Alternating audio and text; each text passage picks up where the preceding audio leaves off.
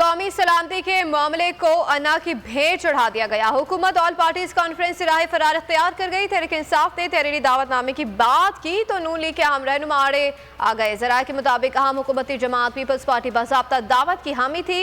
बारहा मौक़िफ़ रखा कि मामला कौमी सलामती का है। PTI को दावत देने में कोई हर्ज नहीं। इत्तेहादी हुकूमत के अंदरूनी इख्तलाफात के बायस हुकूमत ने मामले से जान छुड़ाई। वज़ीर आज़म के दौरे तुर्की को जवाज़ बनाया और ऐलान कर दिया कि फ़िलहाल कॉन्फ्रेंस नहीं हो रही। वज़ीर आज़म सियासी रहनुमाओं के तहफ़्फ़ुज़ात दूर करके अपने लेटर हेड पर दावतनामे जारी करेंगे। PTI को भी तहरीरी दावतनामे के साथ मदऊ किया जाएगा।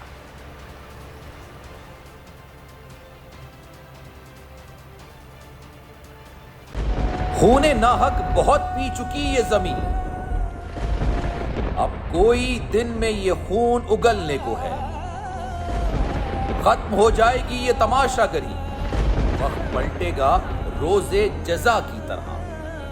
ये जो पेशावर में ताजा लहू है बहा, एक क़यामत करेगा फलक पर बपा। गम की सलमनाक घड़ी में बोल सानह पेशावर में शहीद होने वालों के लवाहिकीन के साथ।